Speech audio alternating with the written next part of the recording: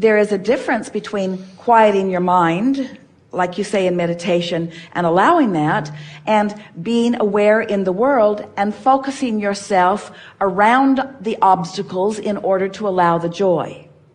But that's the reason that we want to turn attention to your point of attraction. You see, there are two ways of looking at this, and most of you have been looking at this in one way. So you're thinking, I can focus upon things that are joyful in nature. I can keep an album or a scrapbook of times that I was joyful. I can remember movies I saw that had joyful places in them, or music that takes me to a joyful place. So I can focus in my here and now, and I can focus through the power of my mind upon joyful things.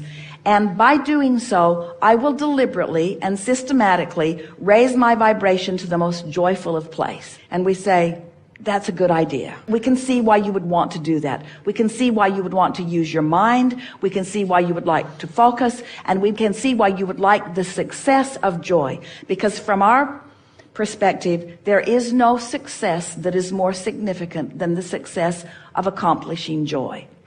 Now, the other way of looking at it, and that makes sense to all of you, you've been making your list, you've been doing the processes. Yes. You know that there are things that you can do. You can get together with specific people in specific settings, and you can play yourself into joyful moments. In other words, you know how to do that.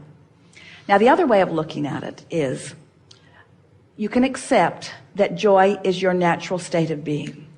And you can accept that if there is no resistance in your experience, that joy is what you will return to.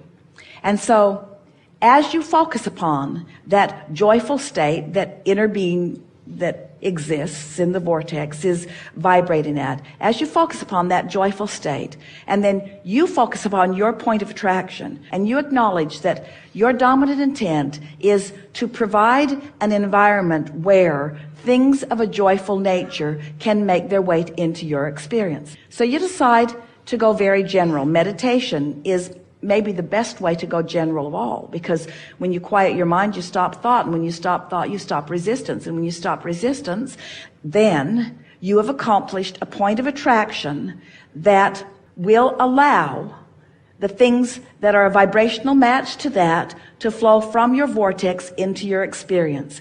And as those things begin to flow into your experience, the momentum of them will build to that state of joy. So I've decided I'm going to chill as much as I can. I'm going to quiet my mind. I'm going to carve out places in my day to do things that are peaceful. I'm going to find times to be alone, and I'm going to take long drinks of water, and I'm going to look for peaceful places, and I'm going to look into the eyes of that beast that I adore, and so forth. I'm going to just generally get into that place.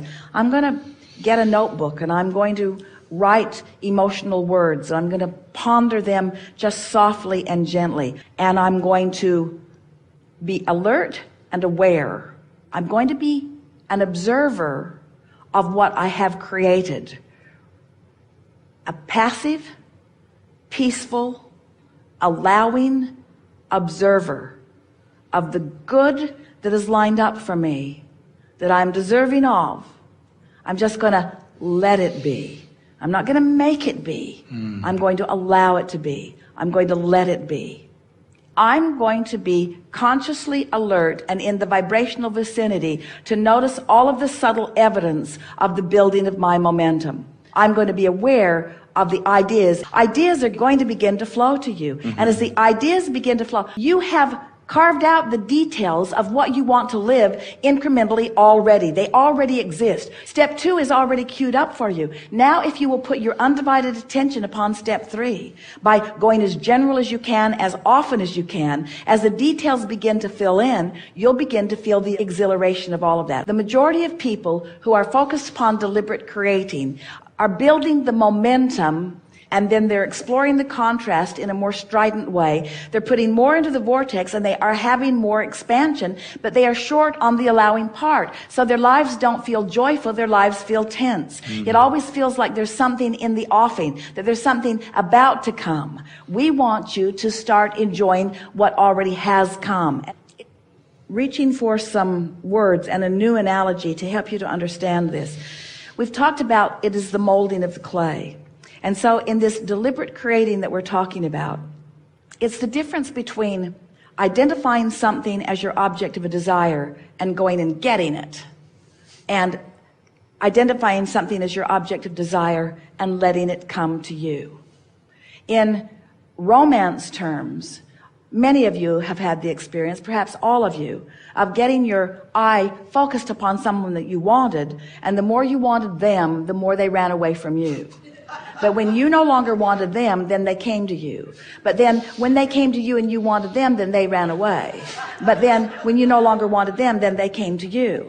And there's a law of the universe that's about that. In some ways it's called trying too hard, but it's about trying to go get something before you're vibrationally ready. Your work is to get ready for what's already ready for you. So there are a couple of things that you have to accept. First, you have to accept that you've lived enough life to choose wisely, and you have without exception.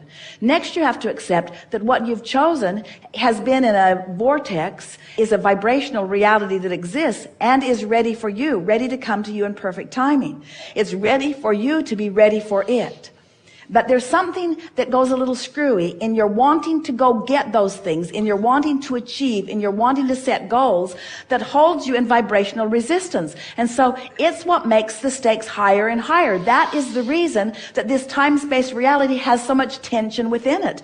There are so many people wanting so much, but in a vibrational place where they are not allowing it.